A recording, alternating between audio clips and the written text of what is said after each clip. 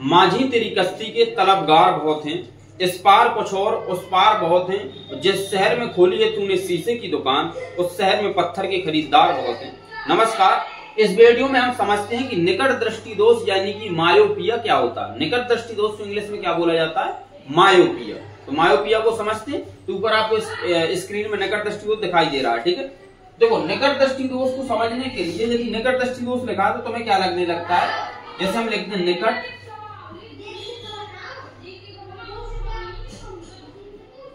दृष्टि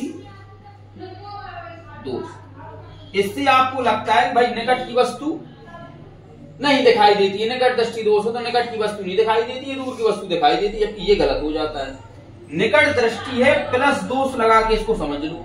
निकट दृष्टि दोष में निकट की वस्तु दिखाई देती है, पास की वस्तु स्पष्ट रूप से दिखाई देगी, लेकिन दूर की वस्तु जो हो वो स्पष्ट रूप से दिखाई नहीं देती है। निकट दृष्टि दोष की बात कर रहे हैं, ध्यान दे। निकट की वस्तु दिखाई देगी लेकिन दूर की वस्तु दिखाई नहीं देगी। वो कौन सा दोष है? निकट दृष्टि दोष है। तो निकट दृष्टि दोष आप लिख रहे हैं तो सबसे पहले आपने हेडिंग डाली होगी निकट दृष्टि दोष, ठीक है। अब उसमें थोड़ा सा लिख लो, चित्र आपको बाद में बनाना है ये वाला, ठीक है। उसमें लिखो कि इस दोष से ग्रसित व्यक्ति को निकट की वस्तुएं स्पष्ट रूप से दिखाई देती हैं परंतु दूर की वस्तुएं स्पष्ट रूप से दिखाई नहीं देती हैं। ये हो गया आपका निकट दृष्टि दोष, ठीक है। अब आपको लिखना होता है कारण। क्या लिखना होता है? कारण। यानी क्या भाई, निकट की वस्तु तो दिखाई देती है, दूर की वस्तु क्यों नहीं दिखाई देती है, जरा इसको समझ लो। देखो, ये आपका क्या है? नेत्र लेंस है। नेत्र लेंस द्वियोत्तल लेंस होता है, मोटा होता है, लेकिन निकट दृष्टि दोष जिसको हो जाता है उसका अवतल लेंस नेत्र लेंस होता है, वो कैसा हो जाता है? पतला हो जाता है। ये आपका नेत्र लेंस, ये रेटिना जब पतला हो जाएगा तो बीच की दूरी बढ़ जाएगी कि नहीं बढ़ जाएगी? बढ़ जाएगी, ठीक है। अब एक दिन हमने आपको समंजन क्षमता भी पढ़ाई थी कि नेत्र लेंस द्वारा अपनी दूरी को, यानी कि जो वस्तु से किरणें आ रही हैं उसकी दूरी को आपस में घटा बढ़ा लेना या आवश्यकता अनुसार घटा बढ़ा लेना, वो नेत्र लेंस की क्या कहलाती है? समंजन क्षमता कहलाती है। तो इसकी जो समंजन क्षमता होती है वो किसके अनुसार? यदि नेत्र लेंस में सिलियरी पेशियां, कौन सी? यहां थोड़ा सा देख लो,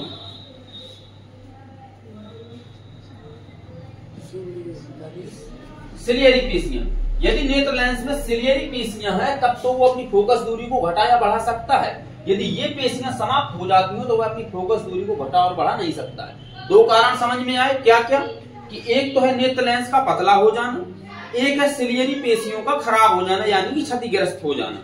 ये दो कारण है निकट दृष्टि दोष में। तो कारण में भैया सबसे पहले आपको लिखना है कि नेत्र लेंस का पतला हो जाना, जिससे नेत्र लेंस और रेटिना के बीच की दूरी बढ़ जाती है और वस्तु का वास्तविक प्रतिबिंब रेटिना पर न बनकर रेटिना के कहां बनने लगता है? आगे बनने लगता है, पहला कारण। सेकंड कारण यानी कि और एक ये बिंदु बना लो, कारण में ही नीचे आपको क्या लिखना है? क्या बताया हमने कि सिलियरी पेशियां होती है वो कैसी हो जाती है? खराब। इसमें लिख दो नेत्र लेंस की सिलियरी पेशियों का क्षतिग्रस्त हो जाना, जिससे नेत्र लेंस अपनी फोकस दूरी को घटा या बढ़ा नहीं पाता है। ये हो गया आपके कारण, ठीक। अब ये वाला चित्र बना दिया आपने, कारण के बाद ये वाला क्या कर दिया? चित्र बना दिया। निकट दृष्टि दोष डाल दिया, पहले चित्र बना दो, फिर लिख दो कारण और दूसरा कारण पर लिख दो, ठीक। अब आपको लिखना है निवारण। क्या लिखना है? निवारण। भैया कारण होगा तो उसका निवारण भी तो होगा। यदि निकट दृष्टि दोष हो जाता है तो उसका निवारण भी किया जाता है। लोगों को दूर की वस्तु भी दिखाई देने लगती है। देखो, अभी क्या होता था, इसकी बीच की दूरी क्या हो गई थी? बढ़ गई थी। भाई प्रतिबिंब यदि समान थी तो प्रतिबिंब कहां बनता था? उसका रेटिना पर। लेकिन समान नहीं है तो प्रतिबिंब कहां बन गया? रेटिना के आगे। आगे बन गया। अब इसमें एक अवतल लेंस का प्रयोग किया जाता है। कौन सा लेंस है ये? अवतल लेंस। अवतल लेंस को बोला जाता है अपसारी लेंस। क्या बोला जाता है? अपसारी लेंस। यानी कि किरणों को क्या कर देता? फैला देता, ठीक है। फैला देता किरणों को अवतल लेंस। तो एक अवतल लेंस का प्रयोग करके इस दोष का निवारण किया जाता है। क्यों? जिससे वस्तु का वास्तविक प्रतिबिंब कहां बनने लगता है? रेटिना पर। पहले ये किरणों को फैलाता है, ये उत्तल लेंस किरणों को फिर से अपसरित कर देता है, वस्तु का वास्तविक प्रतिबिंब कहां बना देता है? रेटिना पर।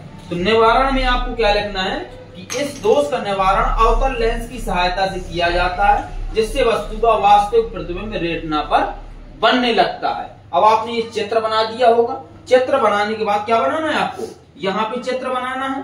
कारण लिखा था निकट दृष्टि दोष के बाद क्षेत्र बना दो, फिर कारण लिख दो, दूसरा कारण लिख दो कि सिलियरी पेशियों का क्षतिग्रस्त हो जाना, जिससे नेत्र लेंस फोकस दूरी को घटाया बढ़ा नहीं पाता है। अब इसके बाद निवारण लिख दो, फिर ये वाला एक चित्र बना दो। अब निवारण के नीचे चित्र बनाने के बाद आपको क्या लिखनी होती है, उसकी व्याख्या। क्या करनी है, व्याख्या। थोड़ा पूरा लिख दो कैसे चित्र बनता है वास्तविक रूप से।